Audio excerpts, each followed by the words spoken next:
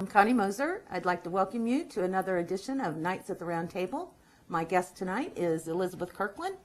Elizabeth is the Director of Publications with a whole lot of letters after that, and I'm going to let her explain that to you. Welcome, Elizabeth. Thanks for coming. Thanks, Connie. Thanks All for right. having me. Tell me what you do for the Association for Human Resources International. The International Public Management Association for Human Resources. I know it's a long name. It is. I'm the Director of Publications for them, so as such, I run all of their publications, basically. I edit and publish their monthly magazine, their weekly e-newsletter, and write a lot of their press releases and that sort of thing. I also recently took over, or I'm helping with their HR research portion of that. So, well, I met you through the Chamber and through Prince William Living Magazine. Right. You were a co-founder. I am a co-founder of Prince William Living Magazine, and that launched, it's been a little over 2 years ago. It was 2 years in January officially that first issue went out. And I used to be the editor-in-chief and publisher there, and since turned over the reins to Rebecca Barnes. But still here in Prince William County. So, because your family's here, you have 2 children. I have 2 children. My daughter Delaney is 6, and my son Aiden is just turned 12. So, He's going to be a teenager. He is, and it scares me a little bit. Yeah, he also wants to write for SNL someday, so. Oh, really? We'll see how that turns out. I'm sure that comes natural in your family. You're a very entertaining group of people. Dear God, help me. Yeah. Okay, well, that's really not what we're going to talk about today, though. I understand that you want to talk about a more serious issue. I do. Because I know you are a supporter of breast cancer awareness. I am. And why is that? Well, my father actually died of breast cancer. He was diagnosed when he was 48. And he died 2.5 years later at the age of 50. Oh, I'm so sorry. Thank you. At the time, I was living up in South Dakota, which is where I grew up. And he was the president of Northern State University in Aberdeen, South Dakota. I was in junior high school when he was diagnosed, and I was a sophomore in high school when he passed. Oh. So it was a tough time, and I think every daughter really needs their father there. Absolutely. Sure. So, but, I think for him, the diagnosis was, the diagnosis was devastating to, I think, everybody, but I think, for a man who has breast cancer, I can't imagine going through that as a woman, and as a man, I think it's not as well known, and it's right. So I'll be honest with you, I don't know very much about male breast cancer. So was he sick for some time before he was diagnosed? No, he actually found out, he was in the bathroom one day, and he called my mother in, and his nipple was inverted, and which is a classic symptom for female breast cancer. Right. And my mother said, "Oh God, we need to get you immediately to the doctor and have this checked out." And I think she knew that there was definitely something wrong at that point. So, went to the doctor and ended up getting the diagnosis. And I think at the time they thought that they might be able to beat it, but it came back. He was cleared for a while, and then it came back. And so he had surgery initially? He did. He had a mastectomy, and they did chemotherapy and radiation treatments, and then about a year or so later, they found out that it had metastasized.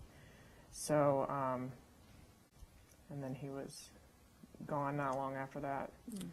But yeah, I mean, it's pretty uncommon, but I mean, I think that the public should be aware that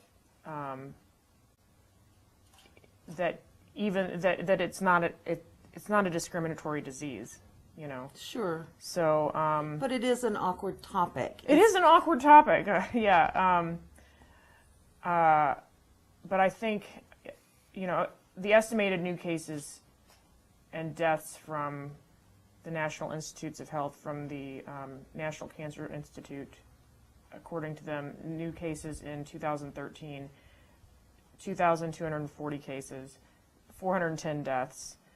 In the grand scheme of things, it's not a whole lot. I mean, less than 1% of all breast cancers are male breast cancers. But I think that there's a higher incidence, and there seems to be a higher incidence of when you're diagnosed as a man with breast cancer, it's usually more progressed than it is for women. Because they wait longer. Because they wait longer to go to the doctor. And of course, early intervention is the key to, you know, surviving for anything, for anybody. Right. So, so I think that, you know, if more people knew that it could happen, that they would.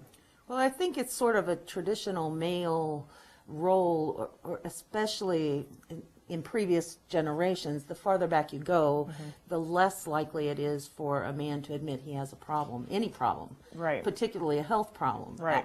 I'm pretty sure my father was, I think he was 62 or so when he died. He wasn't very old. Yeah. But I'm pretty sure if he had been diagnosed with breast cancer, that would have been what killed him, because he would never have. Oh yeah, well, I mean, I think that there's a social stigma attached to things, to anything like that, especially if it's a disease that is known to be a woman's disease. I mean, my father had to take tamoxifen, and I don't know if they still do this with tamoxifen, but at the time they imprinted cameos of women on the pills that he had to take. Oh. So how do you feel as a man, Sure. the president of a university, being told, here's what you're going to take? I mean, I could never put myself in that position. So, and you know, and he was a go-getter with everything he did. You know, he loved to fly. He loved to. We had an airplane for a while. He was a photographer. He was an artist. He was a hunter. I mean, all of these very masculine things that he did, Sure. and then you get the diagnosis, you have breast cancer. I mean, Do you think if that happened today, if it was today that he got that diagnosis, that he would have survived longer, or as the treatment evolved? you know, I'm not sure. Possibly. But I think it all goes back to how long it would have taken him to go to the doctor. I mean, men still don't ask for directions, so Right. you tell me. Right. But yeah, I don't know. What would you say to it? I can't even imagine saying this to my son, but if you tried to explain this to your son, and I'm sure you have, Aiden's 12, so you've probably talked to him about this, but is that an easy conversation to have, or? You know, actually, the last time that I spoke with either of my kids about my father, it was my daughter, and I was driving down the road, and my daughter said, your grandpa is in heaven? Yes. Are you sad that he died? And I said, yeah, sometimes. Did he have all of his teeth when he died? Yeah, so I mean, so as far as she's concerned, she's more concerned with whether or not he had teeth. But yeah, I have had this discussion with my son. Obviously, he's a little bit older. We haven't really gone into great detail about it, but yeah, I think when the time comes, you know, I'll definitely tell him. Thankfully, you know, male breast cancer is pretty rare, but if you have more people in your family who have been diagnosed with breast cancer, female or male, obviously you know, the hereditary factor goes up. So Yeah, I'm pretty my sure I risk wouldn't have my thought of risk that. factor is much higher than other people who don't have people who have been diagnosed. Because with it I in their think family. I'm still thinking of it as a separate disease. Male breast cancer is a separate disease, It is but not. it isn't. It is Yeah. not. It is breast tissue, and any time that you have breast tissue anywhere, you have a chance to get breast cancer. There are environmental factors that can cause it. There are hereditary factors that can cause it. It can also be caused by anything from cirrhosis of the liver to obesity. Really? Really. Then there are there's a syndrome called Klinefelter syndrome where when you're born, when you're born with for men, obviously it's with an X chromosome and a Y chromosome. With Klinefelter syndrome, you end up with 2 X chromosomes, so you have higher estrogen levels, and the higher estrogen levels can cause you to develop at some point breast cancer. Doesn't necessarily mean you're going to get it. It just means that your you have chances, a proclivity. right? And because men have, generally speaking, less breast tissue than women, the likelihood of that cancer to spread beyond breast tissue for men is higher than it is for women. I see. Well, do you do any like women's breast cancer? We have the Komen 5K run, and I've done the Komen 5K. I didn't run real fast, but I have done that. I actually have volunteered with the national 5K, and when I lived in Jackson, Mississippi, many years ago, I guess it's been about 10 years now since I lived there.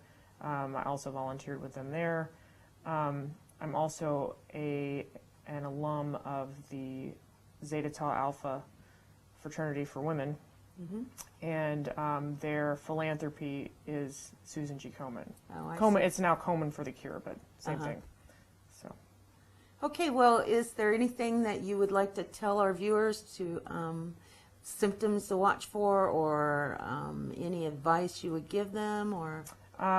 yes, definitely. Some signs to look for. First of all, check out any new masses that you have in your breast. If you have any skin dimpling or puckering, and this is the same for women as it would be for men. Nipple retraction.